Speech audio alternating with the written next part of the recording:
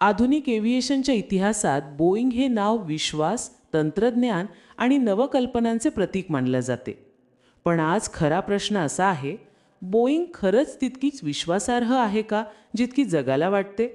20 डिसेंबर 1957 अमेरिकेच्या Washington DC. जवळील रेंटन एअरपोर्टवरून बोईंगच्या एका नव्या विमानाने पहिली झेप घेतली. मोसम खराब होता, त्यामुळे ही फ्लाईट फक्त 7 मिनिटांची होती. पण या 7 मिनिटांनी पुढील अनेक दशकांचे एव्हिएशन बदलून टाकले. हे विमान होते बोईंग 707, जगातील पहिले जेट एअरलाइनर. न्यूयॉर्क ते लंडनचा 15 तासांचा प्रवास अवघ्या 7 तासांत शक्य झाला. याच क्षणापासून जेट एजची सुरुवात झाली. आज आपण ज्या विमानांनी प्रवास करतो त्यांची पायाभरणी याच इथून झाली. सुमारे 68 वर्षांनंतर 12 जून भारतातील अहमदाबाद, बोईंग 787 ड्रीमलाइनर लंडनसाठी उड्डाण घेतो. पण अवघ्या 2 मिनिटांतच हे विमान एका मेडिकल कॉलेजच्या इमारतीवर आदळते. या दुर्घटनेत विमानातील 241 प्रवासी, जमिनीवरील 19 लोक आपले प्राण गमावतात. फक्त एक व्यक्ती जिवंत राहते. हादसा झाला आणि तपास सुरू झाला. तपासाची जबाबदारी दिली गेली aircraft accident investigation bureau AAIB कडे.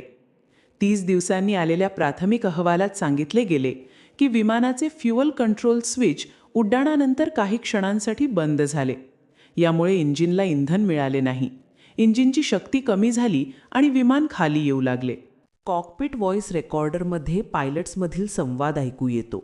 एक पायलट दुसऱ्याला विचारतो, तू फ्युएल स्विच बंद का केलास? उत्तर येते, मी काहीच केलं नाही. AAIB स्पष्ट करते की ही केवळ प्राथमिक निरीक्षणे आहेत. अंतिम रिपोर्ट यायला अजून वेळ लागणार आहे.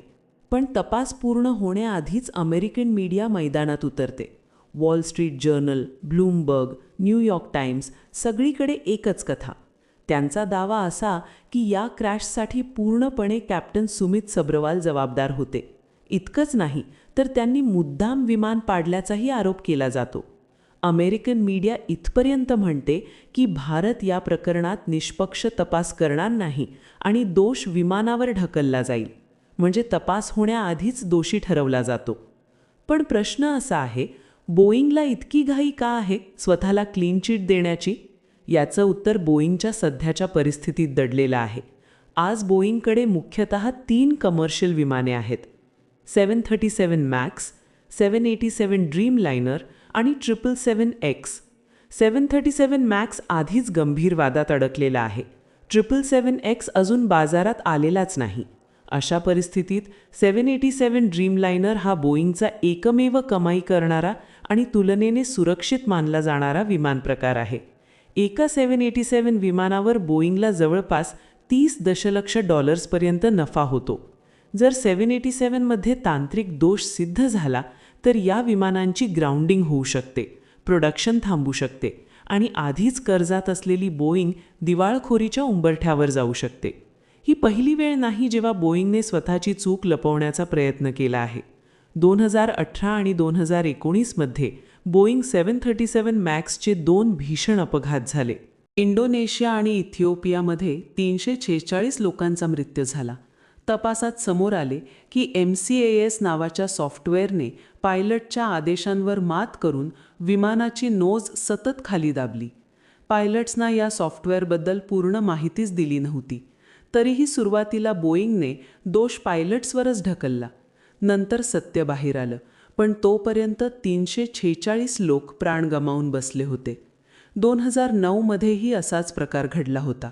टर्किश एअरलाइन्सचा बोईंग 737-800 ॲम्स्टरडॅममध्ये उतरताना कोसळला.